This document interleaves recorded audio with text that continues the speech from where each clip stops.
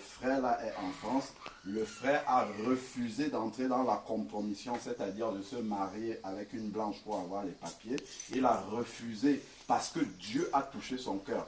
Il a refusé de faire un enfant avec une Française parce que pour avoir les papiers seulement, parce que la crainte de Dieu est entrée dans son cœur. Mais depuis que ce frère-là est en France, il n'a jamais dormi à l'extérieur, il n'a jamais été sans manger un seul jour de sa vie. Depuis, il n'a jamais manqué de rien. Dieu prend soin de lui depuis qu'il est arrivé là-bas. Il a même eu un contrôle de police où la gendarmerie l'a arrêté. On devait le rapatrier.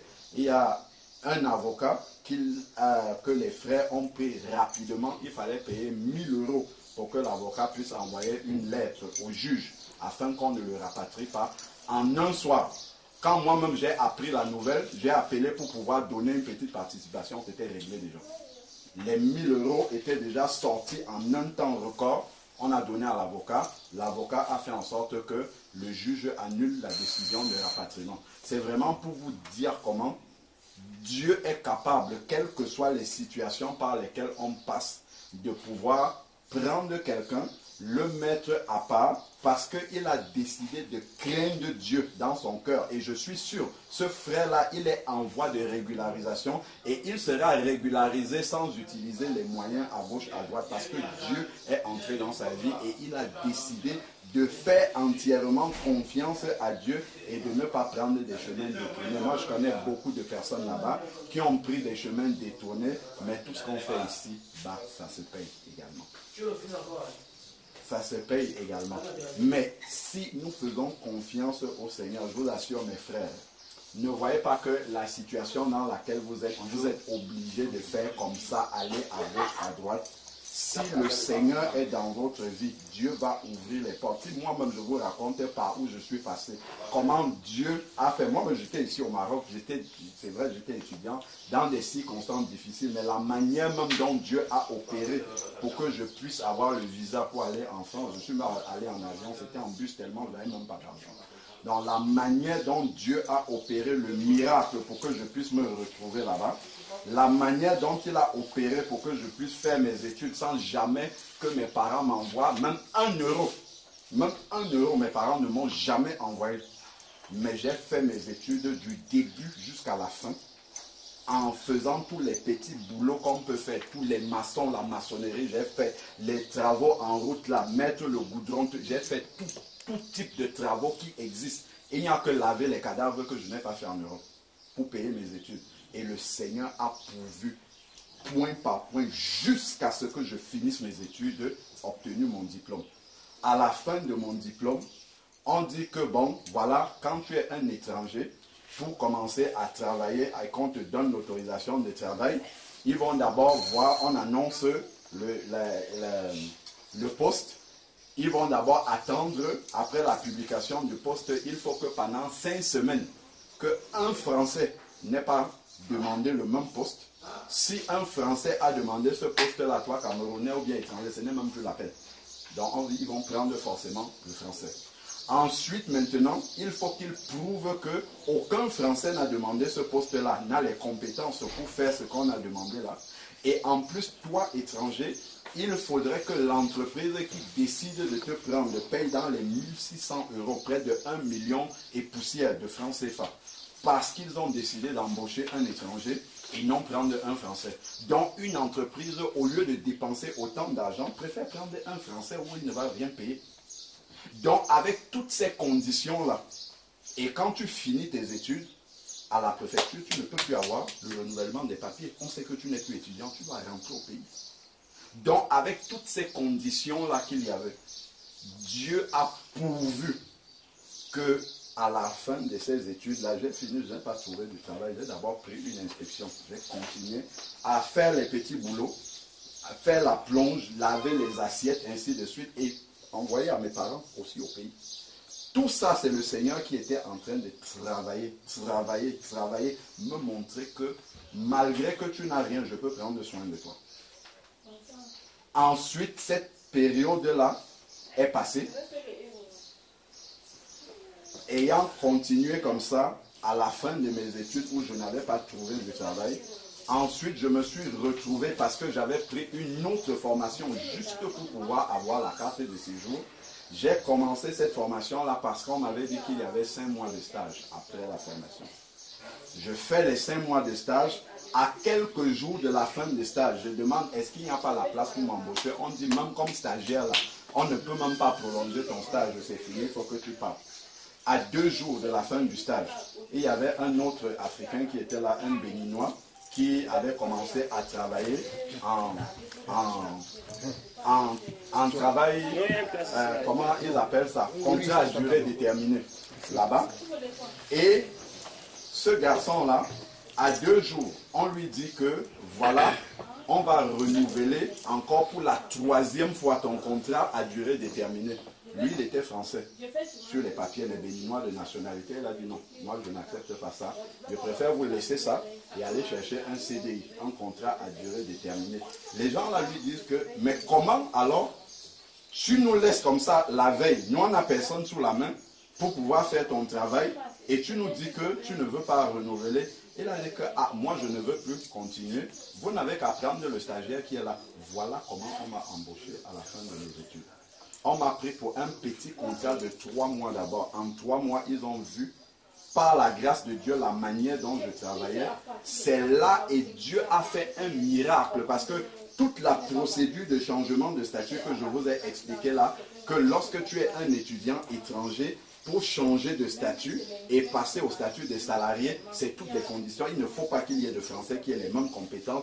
Il faut payer 1 500 €. Il y a une procédure qui est lancée auprès de la préfecture qui durait à l'époque peut-être 7 ou 8 mois. Pendant le temps là, tu ne peux pas travailler et l'entreprise ne peut pas t'utiliser. Alors qu'en général, quand une entreprise décide de t'embaucher, c'est parce qu'ils ont besoin. Ce n'est pas dans 7-8 mois qu'ils auront besoin de toi.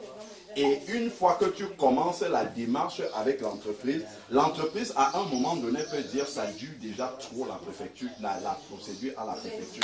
Nous on n'accepte plus, on abandonne. Et une fois que la procédure a commencé comme ça, tu ne peux plus quitter de là pour aller t'inscrire et dire que je suis encore étudiant. C'est fini. En fait, tu as renoncé à ton statut étudiant. Donc si l'entreprise t'abandonne comme ça en chemin, tu dois rentrer au pays. On va t'envoyer une lettre de reconduite aux frontières, tu dois rentrer. Donc le Seigneur a permis, quand le Béninois là a dit, moi je n'accepte plus que le CDD là, vous me renouvelez encore un contrat à durée déterminée, moi je m'en vais. Voilà un stagiaire qui est là, prenez-le. Dieu a fait grâce, c'était dans une chambre de commerce. La chambre de commerce en fait c'est l'État. Et l'État c'est eux qui délivrent ces documents là pour changer de statut. Donc c'est la chambre de commerce comme ça qui a commencé mon changement de statut par la grâce de Dieu. Donc ça ne s'est pas passé comme pour les autres, ça se passe. Donc moi, en 3-4 mois, j'ai eu le document et je pouvais même travailler pendant la procédure. C'est vraiment pour vous montrer comment Dieu est capable de renverser les situations qu'on est. Alors que quand j'ai fini mes études, qu'est-ce que les personnes ne m'ont pas dit? Mais toi, tu es ici, il y a les Françaises qui sont là, va épouse une, fais un enfant là-bas et tout. J'ai dit non, ça ce n'est pas dans mes principes. Je suis venu ici pour faire les études. Dieu sait pourquoi il a décidé et il ouvrira les portes au moment où il va ouvrir. J'ai commencé ce travail-là. Quand vous travaillez en France avec un statut salarié, il faut travailler au moins pendant 5 ans pour qu'on vous donne la carte de résident de 10 ans. Moi, quand on m'a donné la carte de salarié durée 1 an, on m'a donné ça en avril. En septembre, c'est-à-dire 4 mois après, j'ai demandé la carte de 10 ans, ce que les gens attendent pendant 5 ans. On m'a donné ça immédiatement. Quand tu as la carte de 10 ans, il faut attendre un certain nombre de temps encore pour demander la nationalité. Moi, immédiatement, dès que j'ai eu la carte de 10 ans, 2 mois après, j'ai demandé la nationalité. Ils me l'ont donné. Le frère Si pourra vous donner son témoignage qui est encore plus puissant. Parce que la manière dont on lui a donné la nationalité française, vous ne pourrez même pas imaginer comment ça s'est passé. C'est juste pour vous dire que si Dieu met sa main dans ta vie, les choses que tu peux, les gens que je vois aujourd'hui qui ont pris des chemins détournés, quand ils voient la manière dont Dieu a conduit ma vie, quelqu'un qui est arrivé là sans rien, en fait, sans rien du tout, Et la manière dont Dieu a conduit ma vie jusqu'aujourd'hui, si ce n'est pas la main du Seigneur, je ne sais pas qui peut faire quelque chose. Nous pouvons lutter, avoir des combats, faire beaucoup de choses pour pouvoir arriver à un certain résultat. Parce que nous combattons avec nos propres forces. Parce que nous essayons d'utiliser nos propres moyens, nos propres systèmes, la manière dont, même pour sortir du Maroc ici, c'était tellement compliqué. Parce que même ici, les parents n'avaient même pas les moyens de nous envoyer, de m'envoyer de l'argent avec mon frère qui était ici. Donc même pour justifier au consulat là-bas, quand j'ai eu mon inscription, pour aller en France, justifier les moyens, je n'avais pas les documents. Mais Dieu a posé sa main dessus, ils ont donné le visa, on s'est dit. C'est vraiment pour vous dire que mes frères, si tu reçois Dieu dans ta vie, en vérité dans ton cœur, et que tu lui fais confiance, combien de nuits je ne pleurais pas ici au Maroc. J'étais étudiant quelque part à Casablanca là-bas, mes parents n'avaient pas l'argent pour payer ma pension. Quand j'arrivais, pourtant à la formation là, j'étais major de la promotion. Quand j'arrivais, je suis arrivé pour composer, passer l'examen de deuxième année. Quand j'étais en cours comme ça, avec les autres, j'étais avec des étudiants gabonais. Eux, ils étaient boursiers, donc leur scolarité était toujours payée. Moi, mes parents n'avaient pas l'argent pour m'envoyer, même pour vivre, pour payer le loyer comme ça là. C'est les autres avec qui on était dans l'appartement, c'est eux qui contribuaient souvent. Donc, quand les examens de fin d'année, avant même que ça n'arrive, dès qu'on venait comme ça, le surveillant venait comme ça, dans comment dire, l'amphi où les personnes étaient pour suivre des cours, on me dit, tu n'as pas payé la pension. Je me levais seulement, je sortais, je rentrais à la maison et je pleurais. Dans l'appartement, j'étais avec des personnes dont les parents avaient les moyens au pays qui leur envoyaient de l'argent et payaient l'école. J'étais seul à la maison, tout le monde était parti. Je pleurais, je vous assure mes frères, que si Dieu vient dans ta vie, les situations qu'il va changer dans ta vie, tu ne peux pas imaginer. Je ne pouvais pas imaginer pouvoir sortir de ce pays-ci avec tout ce que je vivais. Même rentrer au pays, dire que je rentre dans mon pays pour dire que oui, voilà, le Maroc m'a dépassé. Même l'argent du billet d'avion, je ne pouvais même pas imaginer l'argent. L'examen de deuxième année, je n'ai même pas pu le passer. Parce qu'à l'entrée de l'établissement, on avait mis un surveillant pour contrôler ceux qui n'ont pas payé la pension. Je suis venu pour passer l'examen. Dès que je l'ai vu, je suis rentré à la maison. Et j'ai su que je ne pouvais pas passer cet examen. Mais malgré le fait que je n'ai pas passé cet examen-là, Dieu a quand même permis qu'on puisse me donner une inscription en France. Et c'est grâce à ça que j'ai pu obtenir le visa pour aller là-bas. Donc, tout ça, c'est vraiment pour vous dire que ce que vous pouvez imaginer dans votre esprit qui est difficile, qui est presque impossible humainement à pouvoir atteindre, le chemin par lequel un peu moi je suis passé et que j'ai vu vraiment la main de Dieu travailler dans ma vie. Et tout ça, je n'avais même pas encore accepté Dieu. J'avais juste la crainte de Dieu parce que mes parents m'ont parlé du Seigneur. C'est en France, réellement, que je me suis converti. Mais en me convertissant, j'ai commencé à comprendre tout ce que Dieu faisait dans ma vie avant même que je ne le connaisse. Parce que simplement dans mon cœur, j'avais mis ces principes-là. Que non, je ne veux pas passer par les moyens détournés. Je veux faire confiance à ce Dieu-là qui est là. Et Dieu même est venu se révéler à moi. Donc voilà un peu pour vous dire, moi mon témoignage personnel, moi je ne vais pas venir vous raconter des choses comme ça, que bon voilà, Dieu est grand, Dieu a fait. Ce sont des choses que j'ai expérimentées, que j'ai vécues. Les situations difficiles où on est là dans ce pays, on ne sait pas demain sera fait de quoi. Demain, qu'est-ce que je vais manger demain? Tu vois, qu'est-ce que je vais manger demain? Ce sont des situations vraiment compliquées que j'ai pu vivre dans ce pays. Et j'ai vu comment Dieu est capable vraiment de te prendre dans une situation compliquée comme ça et de te sortir administrativement où tout est fermé complètement comme ça. Dieu te sort de cette situation-là. Il ouvre le chemin sans que tu n'ailles à gauche, sans que tu n'ailles à droite. Il te donne une situation administrative parce que je sais que c'est ça qui est la plus c'est là où votre objectif est fixé. Dieu te donne une situation administrative claire, sans que tu n'aies pénalisé quelqu'un, sans que tu ne sois entré dans la vie de quelqu'un pour essayer d'utiliser cette personne-là pour obtenir les papiers, faire un enfant à gauche, faire ceci. Non. Dieu est capable de changer. Même, Dieu peut même changer une loi pour un seul de ses enfants. Une loi que tout le monde doit respecter. Dieu est capable de changer ça juste parce qu'il veut donner les papiers à un de ses enfants. Juste parce qu'il veut que tu sois à un endroit particulier. Donc, vraiment, mes frères, ouvrez votre cœur au Seigneur. Le Seigneur est prêt à vous aider, quelles que soient les situations par lesquelles vous passez actuellement, quel que soit ce que vous avez laissé derrière vous. Je sais que pour la plupart de vous, vous avez laissé des situations compliquées. Vous avez peut-être pris des dettes à gauche, à droite. Vous avez peut-être laissé des familles derrière, ainsi de suite. Mais Dieu est capable d'ouvrir. Le frère Eugène dont je vous parle là, qui est passé par ici, là, qui était au Maroc, qui est arrivé en France et Dieu l'a touché sur le chemin. Le frère Eugène est au milieu de nous. Le frère a perdu son papa. Comme je vous dis que non seulement il n'a jamais mendié son pain, jamais de la vie. Il a toujours eu où dormir. Actuellement, il vit avec un frère qui le prend, qui le nourrit, qui l'héberge, qui lui donne ce qu'il faut. Sans... Donc il y a toujours un frère. Prends 10 euros, prends 15 euros, prends 100 euros, prends ainsi de suite. C'est comme ça que Dieu pourvoit. Tous les jours en France jusqu'aujourd'hui. Ce frère-là, récemment, là, il avait perdu son papa. La famille au pays, tout le monde, comme vous savez, quand on est là-bas, les gens pensent que c'est un arbre seulement où on cueille l'argent. Donc, tout le monde attendait de lui.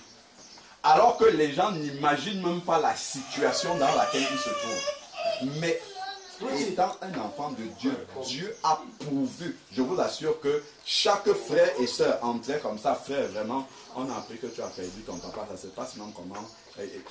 Prends 100 euros, prends 500 euros, prends 400 euros. Il a fait tout le deuil de son papa. Tout le deuil de son papa, alors qu'il n'a pas un radis de salaire là-bas en France. Pas un seul euro. Voilà comment Dieu est capable de changer, de transformer, de travailler dans la vie d'une personne qui le craint véritablement, qui le cherche en vérité, non pas par intérêt de ce que Dieu peut faire dans ta vie, mais si tu commences à craindre Dieu pour ce qu'il est, parce qu'il t'a vu dans la condition dans laquelle tu étais, c'est-à-dire un pécheur et sur le chemin de la perdition, et que Dieu est venu te ramener là-bas, il est prêt à t'accepter pour que vraiment tu marches avec lui, pour qu'il te montre la lumière, pour qu'il te montre qu'il est Dieu. La Bible nous dit que Dieu, toute autorité sur la terre vient de Dieu, que ce soit le roi, que ce soit que ce soit ceux qui signent les documents là, eux tous là sont sous le contrôle de Dieu. Si Dieu dit, celui-là, vous devez lui donner les papiers, vous arrivez, Dieu m'a donné les papiers. Il va qu'il le veuille ou qu'il ne veuille pas. Si Dieu a décidé que celui-là, lui, il doit passer ici, là, c'est mon enfant. Tu arrives, tu vas passer. Le Seigneur va ouvrir la porte, tu vas venir. Donc, vraiment, ce que je peux vous inviter à faire, c'est de faire le plus grand choix de votre vie, mes frères. C'est d'avoir Dieu dans votre vie, en vérité dans votre cœur. Parce que sans le Seigneur, en fait, tu es en train de combattre un combat où tu dépenses énormément d'énergie. Le Seigneur veut venir dans vos vies. Le Seigneur dit, venez à moi, vous tous qui êtes fatigués et chargés, je vous donnerai du repos. Il y a des fardeaux que vous portez, que le Seigneur vous demande de venir déposer à ses pieds. Il connaît toutes ces souffrances-là par lesquelles vous êtes passés. Mais Dieu ne peut pas tolérer, il ne peut pas vouloir que vous puissiez passer par le péché pour arriver à certains endroits. Le Seigneur veut entrer dans vos vies pour mettre de l'ordre. Il va venir parler à chacun. Toi, dans telle situation, Thérence, voilà comment il faut faire. Dans telle autre, attends d'abord, mon fils, ce n'est pas encore le temps de faire ça. Va à tel endroit, ainsi de suite. Dieu est capable et il veut prendre le contrôle de vos vies de A à Z. Demandez-lui pardon sincèrement du fond du cœur de ce que votre vie n'est pas en règle devant lui. Acceptez-le, invitez-le à venir habiter dans vos cœurs réellement. Qu'il change vos vies. Quand il vient habiter dans le cœur, il transforme ta mentalité. Tu commences à marcher avec Dieu en vérité. C'est-à-dire que chaque acte que tu es en train de poser, tu as la conscience que tu le fais devant le Seigneur et que si ce n'est pas quelque chose qui glorifie Dieu, il ne faut pas le faire. Mais tes souffrances, tes défis qui sont là devant toi, tu parles au Seigneur comme un père qui est à côté de toi. Père, regarde, il y a ça là. Je n'ai pas à manger, comment est-ce que je fais? Dans cette situation, comment est-ce que je peux avancer? Tu verras comment Dieu va ouvrir les portes. Tu verras que tu ne vas jamais mendier ton pain. Tu ne vas jamais mendier ton pain. Donc vraiment, mes frères, Dieu ce n'est pas un Dieu théorique, c'est la vérité. Et moi je connais des personnes, comme je vous dis là, plusieurs, à part Eugène, il y a d'autres frères qui sont passés ici là. Des choses que Dieu a fait dans la vie de ces bien-aimés-là. Vraiment, Dieu leur a montré qu'il est puissant. C'est pour ça aujourd'hui, ces frères-là, ils ne s'inquiètent de... Vous les voyez chanter, louer le Seigneur. On te dit que celui-ci, il a été là-bas, il a été dans la forêt, il est passé par l'eau, il y a eu ça qui s'est passé dans sa vie. Tu ne peux pas croire. Parce que ce sont des frères aujourd'hui dans la vie desquels Dieu a posé vraiment le sceau dans le cœur. Ce sont des enfants qui craignent vraiment le Seigneur. Et on voit comment leur vie est transformée. Il y a même un autre qui s'est marié récemment. Récemment comme ça. C'est comme ça le Seigneur a pourvu. Il a fait un mariage normal. Donc vraiment, faites confiance au Seigneur et ouvrez votre cœur, repentez, vous demandez pardon pour vos péchés. Dieu viendra habiter et il te prend tel que tu viens, mais il va commencer à travailler dans ta vie pour nettoyer ce qui doit être nettoyé, ouvrir le chemin et t'amener là où tu dois être. Parce que là où tu dois vivre, il faut que ça soit la volonté de Dieu. Si tu es quelque part et que ce n'est pas là que Dieu t'attend, en fait, les portes vont rester fermées. Donc tu peux rester là à essayer de bousculer. Non, moi je vais aller en Europe. Si Dieu dit que ce n'est pas là-bas, mon fils, que je t'attends, en fait tu n'iras pas. Même si tu traverses pour aller là-bas, tu vas arriver, tourner en rond. Peut-être vous pensez que dès que tu traverses là-bas, en fait, il y a un tapis rouge qui t'attend. Moi je vois à Château Rouge. Château Rouge, vous allez là-bas. Dès que tu sors du métro comme ça, il y a plein de frères qui étaient ici avec vous, qui sont là. Ah, coiffure, ceci, cela. Les frères, ils n'ont pas d'endroit où dormir, ils n'ont pas de quoi manger, ils sont dans une grande souffrance. Mais si c'est Dieu qui t'a amené là-bas, quand je vois ces frères-là qui sont là-bas à Château Rouge, là où c'est l'Afrique en fait, hein, on vend des produits africains partout, la manière dont je les vois vivre, quand je regarde le frère Eugène, qui lui est un enfant de Dieu, la manière dont Dieu pourvoit à ses besoins. Même quand il y a un travail à faire, un frère, une soeur a quelque chose, on va l'appeler frère Eugène, est-ce que tu es disponible? Viens. Tac, il va aider, déplacer un canapé, prendre 200 €, ainsi de suite. La manière dont lui, il vit par rapport à ceux qui sont à Château Rouge là-bas, qui essayent de faire tout et n'importe quoi, qui sont là, dès qu'ils voient la police, il faut fuir parce que le cœur bat, ainsi de suite. Ce n'est pas du tout la même chose. Même quand on a arrêté frère Eugène était dans la sérénité. Je vous assure que frère Eugène, lorsqu'il est arrivé devant l'avocat, lorsqu'on l'avait arrêté, imaginez-vous un peu, on t'a arrêté, tu cours en cours la reconduite à la frontière. Il a déjà fait peut-être, je ne sais pas, peut-être 5-6 ans en France. En allant voir l'avocat, l'avocat voulait écrire des mensonges sur son dossier. Pour dire que voilà, inventer une situation pour qu'on puisse le régulariser. Le frère Eugène a commencé à prêcher à l'avocat. Il lui a dit que non, si vous voulez mettre des mensonges là-dessus, laissez tomber. Imaginez un peu. Il a dit à l'avocat que si vous voulez écrire des mensonges, la laissez tomber. Dites ce que je vais vous dire qui est la vérité, écrivez ça sur mon dossier. Il a commencé à prêcher avec les frères qui l'ont accompagné, il a commencé à prêcher à cet avocat-là. L'avocat a commencé à dire priez pour moi. Je dis un avocat, il a commencé à demander aux frères, priez pour moi, pour que Dieu m'aide, pour que vraiment je le reçoive dans ma vie et que le dossier que je suis en train de traiter puisse passer. Le juge a annulé la décision. C'est vraiment pour vous dire, mes frères, que lorsque Dieu vient dans ta vie et qu'il commence à travailler, si Dieu ouvre une porte, personne ne peut la fermer. Aucun être humain ne peut venir s'opposer à la décision du Seigneur dans ta vie. Aucun être humain. Donc, vraiment, que Dieu vous bénisse abondamment. Après, s'il y a des questions par rapport à cela, on pourra encore échanger. Amen. Je veux ajouter 2-3 mots, mais avant, je veux prier. Seigneur notre Dieu, nous te bénissons, nous te glorifions. Merci, toi qui es le Dieu de toute chair sur cette terre, qui nous a envoyés ici dans cette maison, afin que nous témoignions ton amour à tes enfants. Tu as dit toi-même lorsque tu étais au milieu de nous, que lorsque tu partiras, tu attireras tous les hommes vers toi. Ta parole déclare également que tu veux que tous les hommes soient sauvés. Seigneur, je crois que toutes les personnes qui sont dans cette maison sont appelées, Seigneur Dieu, au salut. C'est pour ça que je prie maintenant, afin que tu disposes les cœurs, que la semence que tu mettras dans la bouche de chacun d'entre nous, que cela puisse tomber dans de bonnes terres et que cela puisse produire du fruit pour la gloire de ton seul nom, Papa. Amen. Viens faire ton œuvre dans les cœurs et dans les vies dans cette maison. Amen. Au nom de Jésus, j'ai ainsi prié. Amen. Amen. Mes frères, je vais me lever. Comme ça, ceux qui sont là-bas aussi puissent me voir. Comme je disais dès le départ que je m'appelle Jean-Paul Lawson, je suis togolais de nationalité et j'ai acquis par la grâce de Dieu aussi la nationalité française aujourd'hui. Mon frère disait tout à l'heure que je pourrais donner mon témoignage. Moi, j'aimerais commencer d'abord par mon témoignage et je finirai par un court message que Dieu a mis dans mon cœur lorsque j'étais assis ici. En fait, je voulais vous dire que je suis né au Togo, j'ai grandi au Togo, je suis arrivé en France à 26 ans. J'ai connu le Seigneur aussi au Togo et j'ai commencé à servir ou bien à chercher la volonté du Seigneur au Togo.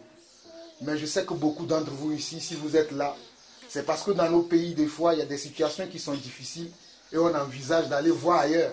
On a même vu dans la Bible que même les enfants de Dieu ont vécu ça dans la Bible. Lorsqu'ils étaient en Égypte, ils ont voulu aller dans une autre terre pour avoir une vie meilleure. C'est quelque chose que tout le monde veut. Mais sauf qu'ils ne l'ont pas fait de leur manière. Ils ont demandé que Dieu le fasse de la manière dont Dieu veut le faire. C'est la même chose que j'ai vécu lorsque j'étais au Togo. J'avais déjà certains membres de ma famille, mes frères, 200 même. J'avais 2 frères qui vivaient en France et un autre qui vivait en Allemagne. Je les avais sollicités depuis le jeune âge pour qu'ils me fassent venir en France, ils ne l'ont jamais fait. J'avais des cousins qui étaient en France, je les sollicitais aussi. Mais avant cela, j'accompagnais toujours mes sollicitations par la prière. Je me rappelais que je jeûnais beaucoup, je priais.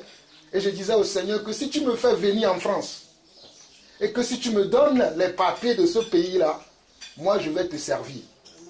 Ce sont les prières que je faisais à chaque fois que je fléchissais les genoux pour prier ce Dieu auquel je croyais. Et j'ai un de mes cousins qui m'a dit un jour que j'ai appris que les scouts du Togo vont venir en France pour un camp mondial. Toi qui as déjà essayé plusieurs fois d'avoir le visa, tu ne l'as pas eu, mais rentre dans le scoutisme. Peut-être c'est la porte que Dieu va utiliser pour te faire entrer. Donc moi qui ne connaissais pas le scoutisme, je suis rentré dans le scoutisme et je suis venu en France en 2004. Je suis venu en France le 7 juillet 2004 pour participer à un grand camp scout. J'avais eu au Togo un visa de 45 jours, un visa Schengen, de 45 jours pour venir participer en France à ce grand camp de scoutisme. Quand je suis arrivé, mes cousins sont venus prendre mes affaires à l'aéroport Charles de Gaulle. Je suis parti à Bécourt, c'est là où se faisait le camp de scout. Et c'est là où j'ai fait le camp de scout pendant, je pense, 13 jours. Et quand le camp est fini, j'ai rejoint ma famille. Mais comme je priais Dieu et que je demandais à Dieu, fais-moi venir en France. Et si tu me fais venir, je vais, et que tu me donnes les papiers, je resterai pour te servir. J'ai décidé de ne plus rentrer au Togo, que je vais rester ici. Comme mon frère Alain disait tout à l'heure, mes cousins là me présentaient leurs copines, leurs amis. Mais tu sais, ton visa de 45 jours va finir. Il faut penser à ce que tu vas faire après. Ils me présentaient des femmes, même mes cousines, parce que j'ai aussi 2 cousines qui étaient là. Ils me présentaient leurs amis. Quand je ne les draguais pas comme il fallait, je vous assure qu'elles se moquaient de moi. Il me dit, mais toi, tu ne veux pas t'en sortir. Hein? Parce que, entre-temps, Mes visas de 45 jours s'étaient expirés. Donc je suis en quoi? En illégalité. Donc tout le monde essayait par des conseils. Même des fois quand on organisait les fêtes, ils vont vouloir que je m'assoie à côté des filles qui sont déjà des Françaises pour avoir des papiers. Mais moi je savais que si je faisais ça, ce n'était pas la volonté de Dieu. Donc je ne peux pas vous mentir, il y a des fois je parlais aux filles, mais ça ne marchait pas. Je vais vous dire la vérité, je parlais parce que j'ai perdu un peu la foi en écoutant même mes cousins là. Mais Dieu lui bloquait. Quand je parlais aux filles, les filles ne s'intéressaient pas. En 2005, au Togo, vous connaissez le président Eyadema parce que vous êtes des Camerounais. Il est mort. Et son fils, qui s'appelle Faure Gnassingbé, a pris le pouvoir. Quand il a pris le pouvoir, il a fraudé les élections comme d'habitude. Et moi, je viens d'une famille royale. Si vous écoutez bien mon nom, ça signifie quelque chose, là au sol. Je viens d'une famille royale, d'une ville qui était la première capitale du Togo lorsque le Togo était sous la colonisation allemande qui s'appelle Anécho ou Anéro. Voilà. Donc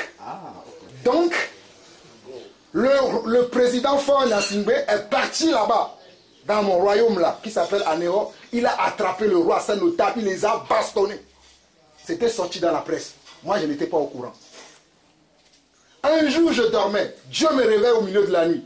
Il m'a dit, dans ton pays, on a attrapé ton roi, on l'a tapé, c'est sorti dans la presse. Tu vas aller maintenant, et à ce moment-là, on tapait même les gens qui portaient mon nom.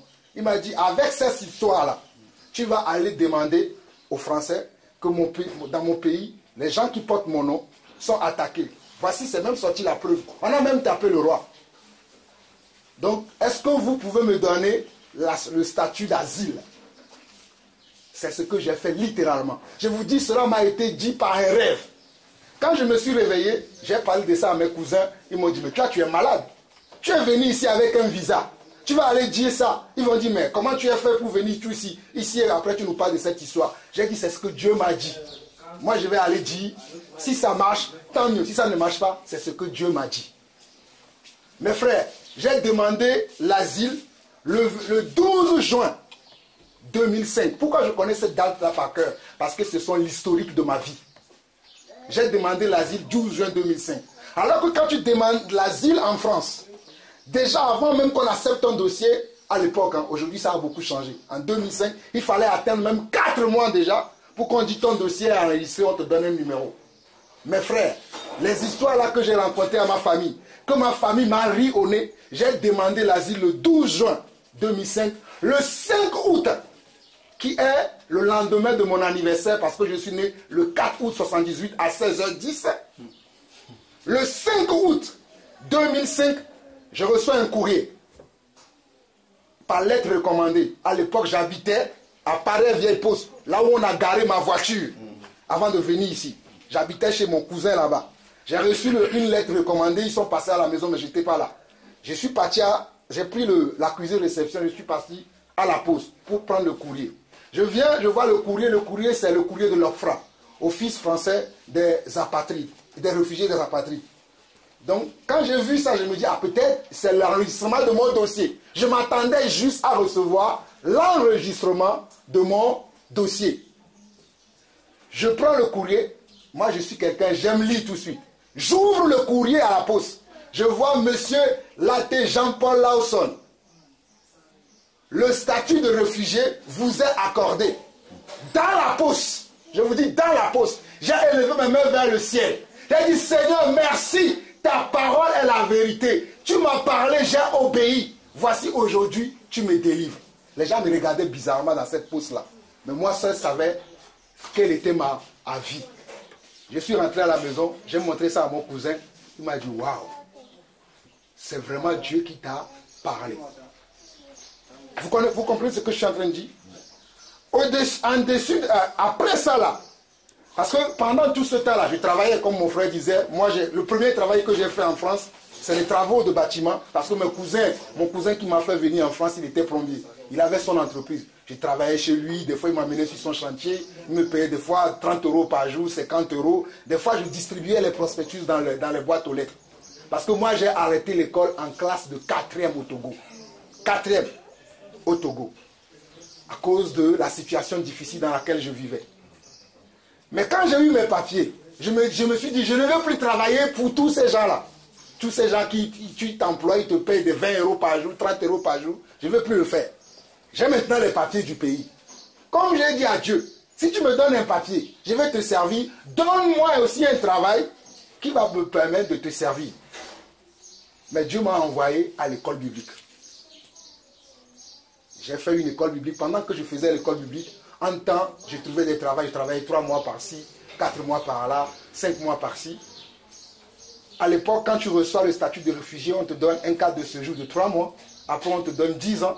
Et comme le frère disait, j'ai eu le cadre de séjour de 3 mois. Dès que j'ai eu les 10 ans, je n'ai pas attendu le lendemain. Dès que j'ai eu les 10 ans, je n'avais même pas encore d'appartement. J'étais au foyer dont je t'ai dit là, à Doma ou je t'ai dit à Corbeil. J'habitais dans ce foyer-là. Et Dieu m'a dit, tu vas demander la nationalité.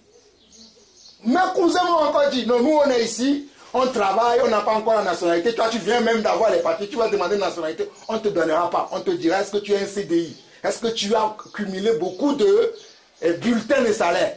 J'ai dit, moi Dieu m'a dit de demander la nationalité, je vais demander. Je suis parti, j'ai déposé le dossier, je suis devenu français. C'est comme ça que ça s'est passé. J'ai demandé, je suis devenu français. Mais avant, dans ce processus-là, je dépose les papiers, mais moi je continue à servir Dieu. J'allais à l'église, je partais partager la parole de Dieu, comme vous là. La même chose que je fais avec vous là, je le fais aussi en France. En allant dans les maisons, dans les rues, dans les métros, parler de Jésus. Parce que j'ai dit à Jésus, si tu m'amènes en France, et que tu me donnes les papiers, je vais te servir. Je ne veux pas gagner de l'argent pour construire des maisons à Lomé, pour construire des maisons à étage comme nous les Africains, c'est souvent la mentalité qu'on a. Je vais aller en Europe, quand je vais gagner beaucoup d'argent, je vais construire des immeubles pour location au Togo. Ce n'est pas ça, moi, mon rêve. Moi, je vais faire venir toute ma famille. Ce n'est pas ça, mon rêve. Je vais faire des commerces. Ce n'est pas ça, mon rêve. Seigneur, si tu me fais venir en France, si tu me donnes les papiers, je vais te servir. Même si je suis ici, c'est la même chose que je fais. Dieu m'a fait venir de France pour venir encore le servir ici au Maroc. Juste pour vous dire que comme mon frère Alain disait tout à l'heure, peu importe les situations que nous vivons dans notre vie, mais nous devons faire alliance avec Dieu. Amen. Moi, j'ai fait alliance avec Dieu. L'alliance, c'était quoi? Dieu, je souffre dans mon pays où je suis né, où j'ai grandi. Mais je sais que dans d'autres pays, c'est mieux que chez moi. Fais-moi aller dans ces pays-là, non pas pour que je pense à moi, mais que je sers ton royaume. C'était l'alliance que j'ai faite avec Dieu. Et Dieu a validé cette alliance-là. Aujourd'hui, j'ai une double nationalité. Je suis togolais, je suis français. J'aimerais dire à quelqu'un ici, je ne connais pas votre passé, je vois votre présent, c'est parce que vous êtes ici, chacun dans ses problèmes. Je ne connais pas votre futur. Mais je vais dire à quelqu'un ici qui doit faire alliance avec Dieu. Pas demain, aujourd'hui. Pas devant moi, parce que moi je suis un homme. Mais Dieu vous parle à chacun d'entre vous. La Bible déclare que Dieu a mis dans la pensée de l'homme, de chacun d'entre nous, la pensée de l'éternité. Donc Dieu vous parle. Pendant que je suis en train de parler là, Dieu est en train de parler à chacun d'entre vous. Dieu va vous rappeler même des choses que vous avez vécues en enfance. Comment vous avez fait pour même arriver ici. Vous ne savez pas comment j'ai eu l'argent de billet pour arriver en France. Toujours est-il que j'ai eu l'argent de billet. Vous ne savez pas, quand je suis arrivé en France, j'avais dans ma poche 7 euros. Et les 7 euros là, ce sont des pièces que je retrouvais dans les sacs de mes cousins qui étaient en France, qui venaient, et moi je les prenais, je les gardais. Jusqu'au jour où quand j'allais en France, j'avais 7 euros. Et quand je suis venu en France, à cette époque-là, on vendait des cartes de téléphone. J'ai pris les 7 euros là, j'ai appelé ma mère. Parce que mon père est mort quand j'avais 13 ans. J'ai appelé ma mère, mes soeurs qui vivent encore, pour dire effectivement je suis arrivé en France, je n'avais plus d'argent. Mais aujourd'hui, j'ai un compte en banque, j'ai des comptes, j'ai 5 enfants aujourd'hui. Tous mes 5 enfants ont un compte, ils ont de l'argent dessus, parce que je travaille et tous les fins du mois, je mets un peu d'argent sur le compte de mes enfants pour assurer leur vie. Mais voyez comment je suis parti de zéro, ce que Dieu a fait dans ma vie. C'est que Dieu est encore capable de faire des choses aujourd'hui. Mais souvenons-nous que nous devons faire alliance avec lui. Celui qui ne vit pas dans une alliance avec Dieu, Dieu ne peut pas agir dans sa vie. Parce que Dieu est un Dieu qui agit par alliance. Amen. Je vais prendre quelques exemples dans la Bible parce que je ne vais pas être long. Souvenons-nous dans la Bible de Noé. Dieu a fait alliance avec Noé. Parce que Noé était un homme qui avait un cœur comme un droit devant Dieu. Il parlait avec Dieu. Lorsque Dieu devait détruire la terre, Dieu a parlé à Noé. Je vais le faire. Prends toi et toute ta famille, fais un arche. Noé parlait aux gens. De la même manière que vous nous écoutez là, les gens écoutaient Noé, les gens lui ont ri au nez. Tu parles de quel Dieu?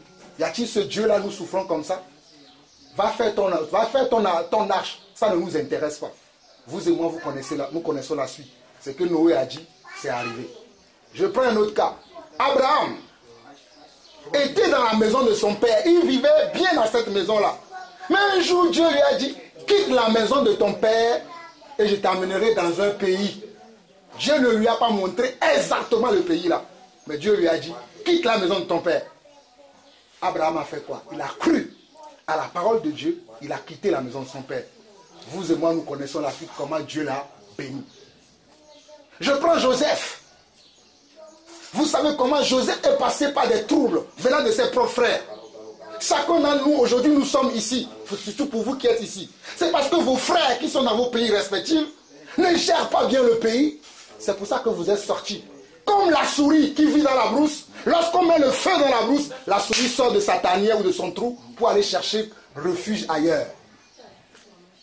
Mais j'aimerais que vous dites à Dieu, celui qui vous a créé, que voir les menaces qui pèsent sur nos vies, voir comment nous souffrons, ouvre-nous une porte quelque part, afin que nous aussi, nous puissions avoir le repos de l'âme.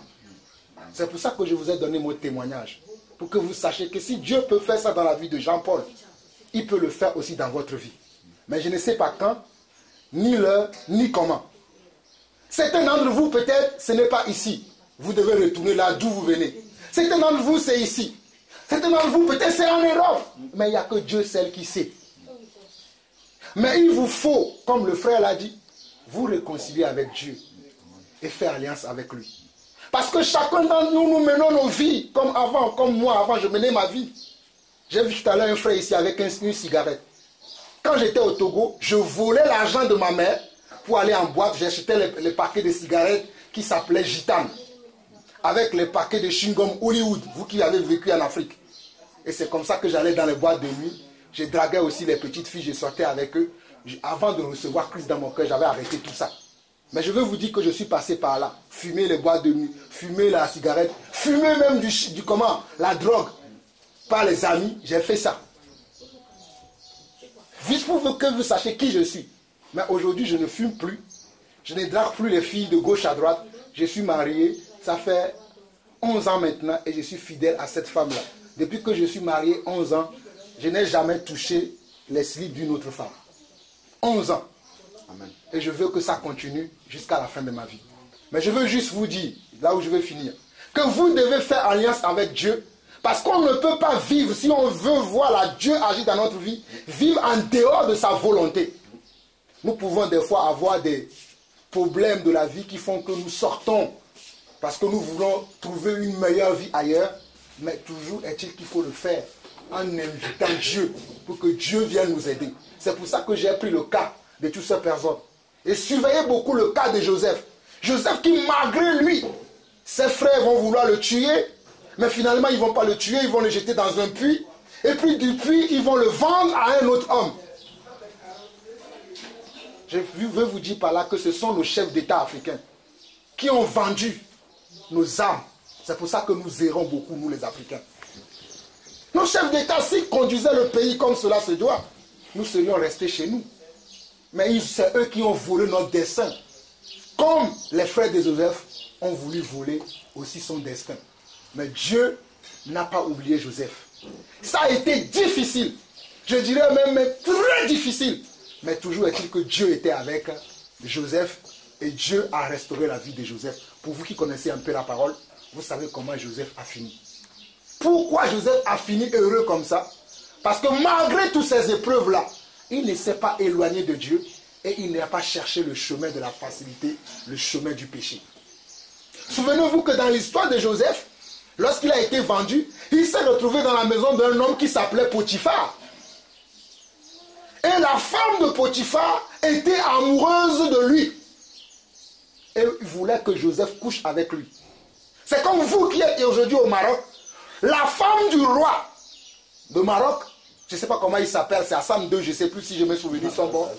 Ça a changé, voilà. Qui tombe amoureux de vous. Peut-être vous allez dire, ah, maintenant c'est ma porte de sortie. Si j'accepte cette proposition-là, peut-être je vais sortir par là. Mes frères, cela n'a pas été la décision de Joseph. Joseph, même lorsque cette femme-là le poussait à commettre le péché, il a fui devant la femme. Il a dit, comment je peux faire telle chose pour pécher contre mon Dieu? J'aimerais que vous aussi, vous arriviez à discerner. Parce que je conçois toujours que Dieu a mis dans nos cœurs sa volonté. Lorsque nous voulons prendre une décision, des fois Dieu va nous dire, ne prends pas cette décision-là, prends plutôt celui-là. Donc j'aimerais vous dire que vous aussi, devant chaque situation que vous allez vous retrouver, prenez toujours la solution de Dieu. C'est ça les alliances que vous allez faire avec Dieu. Donc comme je dis, prenez le temps de réfléchir à ce message. De ne pas courir en vain. De ne pas se précipiter. Parce que le feu est là. Les pieds souffrent. Je dois trouver une solution. Oh, il y a la famille qui appelle depuis que tu es parti là. Tu es toujours où? Tu n'es même pas encore arrivé à l'Europe. Mon frère a témoigné de ce qui se passe en Europe. Voici moi qui vous parle. Quand je suis arrivé en Europe, je vous ai sauté beaucoup de passages. Même mes cousins qui m'ont fait venir, ils m'ont jeté de leur maison après. Ils m'ont jeté de leur maison après pour me dire, frère, tu es maintenant arrivé en France, va te débrouiller. Je suis passé par plusieurs maisons, mais aujourd'hui, j'ai ma maison.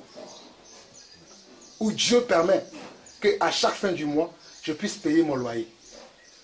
J'aimerais vous dire que le Dieu qui nous a créés selon son image et selon sa ressemblance, qui a dit que j'ai créé les oiseaux du ciel, là j'entends les oiseaux là, je vais me taire un peu, attendez leur cri. Il dit que ces oiseaux-là ne travaillent pas, ils ne moissonnent pas. Mais je les nourris, je les vêtis. Comment l'homme que j'ai créé à mon image et à ma ressemblance, comment je ne pourrais pas faire la même chose pour eux? Gens de peu de foi, ne vous inquiétez pas de ce que vous allez manger, ni de ce que vous allez boire, ni de ce que vous allez vous vêtir. Mais cherchez premièrement mon royaume. Ce qui veut dire que cherchez premièrement ma face. Ce qui veut dire que cherchez premièrement ma volonté. Ce qui veut dire que cherchez mon alliance d'abord avant toute autre chose. C'est là où c'est dur pour chacun d'entre nous. On veut toujours chercher notre solution d'abord.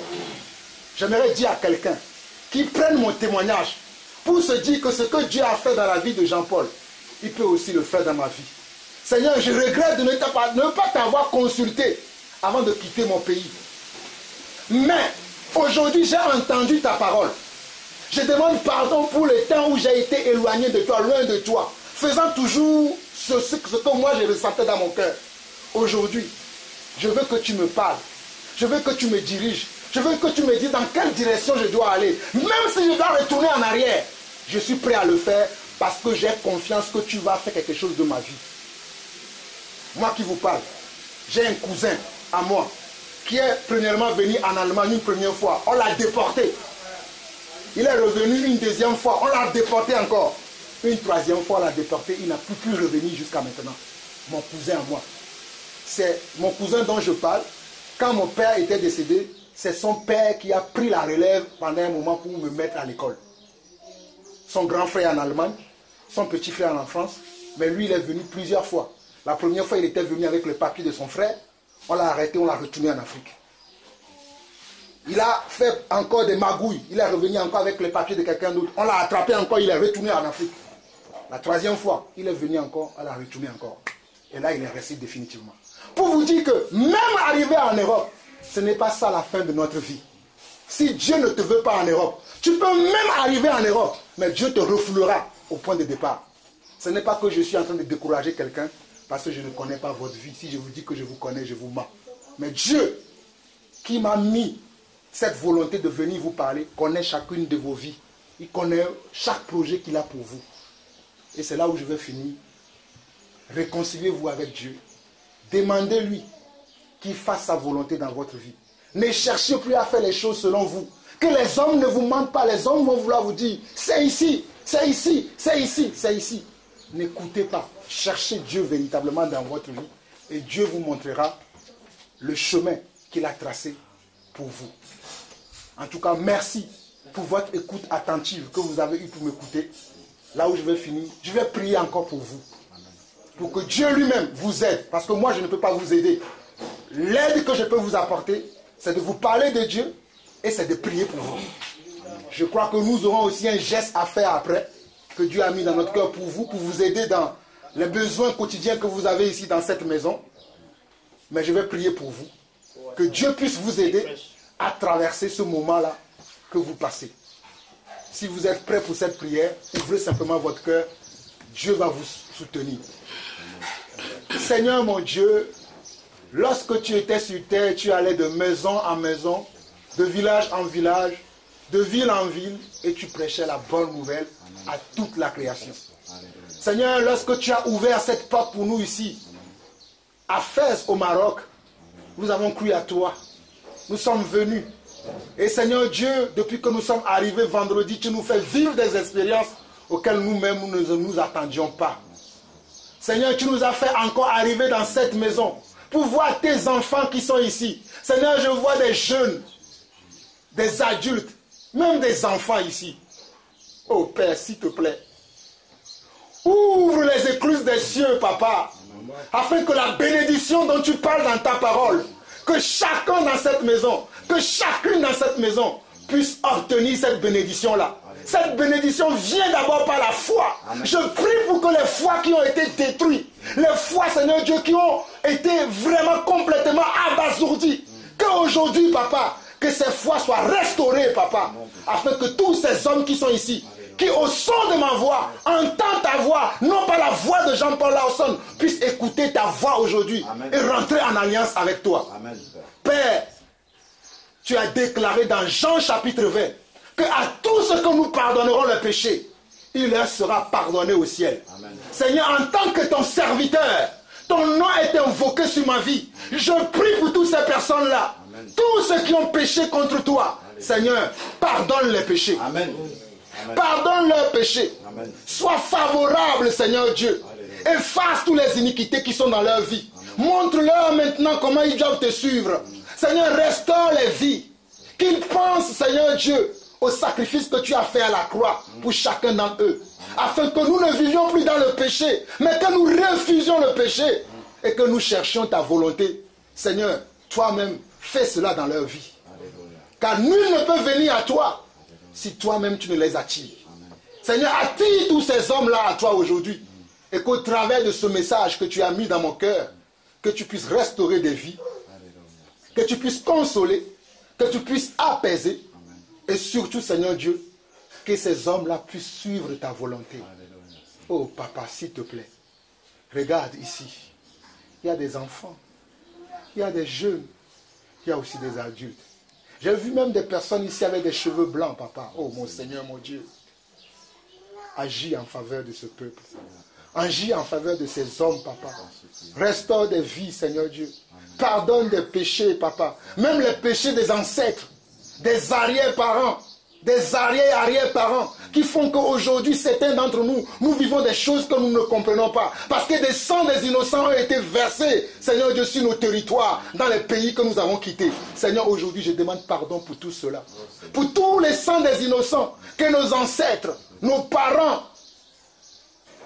ont jetés à terre parce qu'ils voulaient faire leur propre volonté. Seigneur, si quelqu'un ici subit les malédictions, si quelqu'un ici subit les conséquences des comportements de ses arrière-parents, de ses parents, Seigneur, tu dis dans ta parole que tu ne tiendras pas l'innocent pour coupable. Seigneur, à cause de cette parole, s'il te plaît, pardonne à quelqu'un ici. Amen. Délivre quelqu'un. Libère quelqu'un. Que toutes les chaînes de l'oppression, toutes les chaînes de la pauvreté, de la misère, puissent s'estompent maintenant au nom de Jésus. Au nom de Jésus. Seigneur, je brise tous les esprits méchants, Amen. Tous les liens de l'âme qui peuvent être dans la vie d'une personne ici. Amen. Seigneur, tu ne tiens pas l'innocent comme coupable. Que ton cœur soit apaisé envers ton peuple, Amen. Envers tes enfants. Père, merci pour l'écoute attentive de tes enfants dans cette maison qui nous ont accueillis à bras ouverts. Amen. Je terminerai ma prière ainsi. Seigneur, tu as dit que lorsque vous arriverez dans une ville et que vous entendrez qu'il y a des enfants, allez les rencontrer. Et lorsque ces personnes vous rencontreront et qu'ils vous accueilleront, laissez ma paix avec eux. Seigneur, je prie que ta paix soit dans les cœurs ici.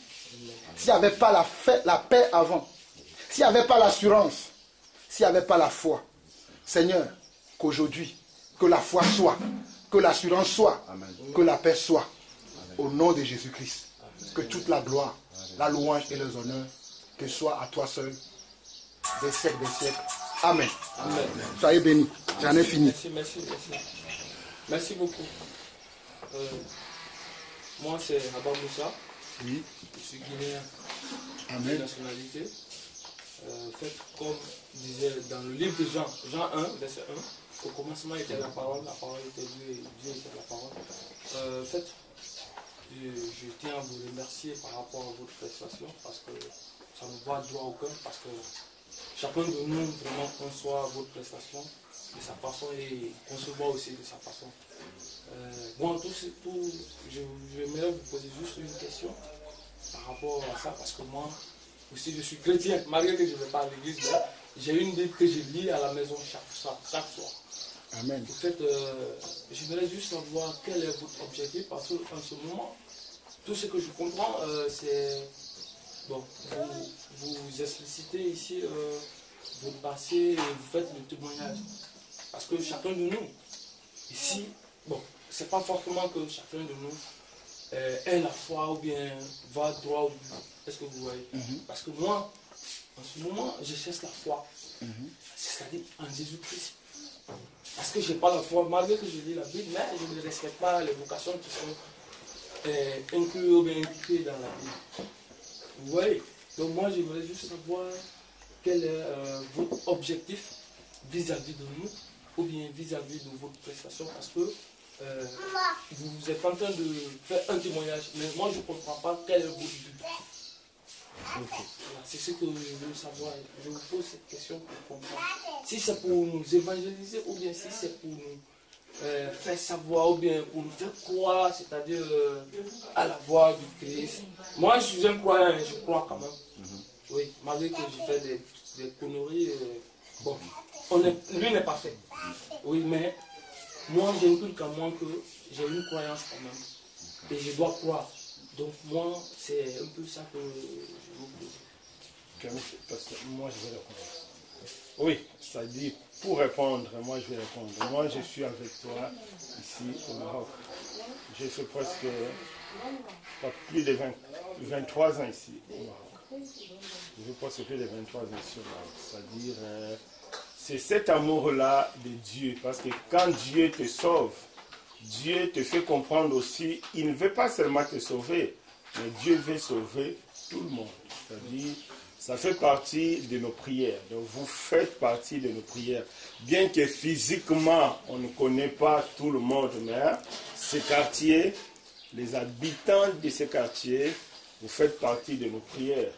Il y a, je crois, 7 ans, 8 ans, on avait déjà organisé un tel moment.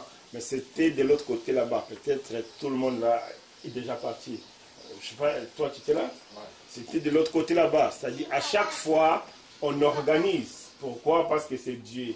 Moi aussi, je vais vous faire quelque chose. Vous savez, des fois, quand on parle de Dieu, beaucoup pensent que Dieu, c'est l'histoire des églises. Non. Dieu, c'est lui qui a fait toutes choses.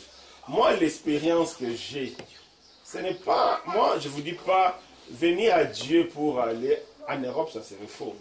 Venir à Dieu pour être riche, c'est faux.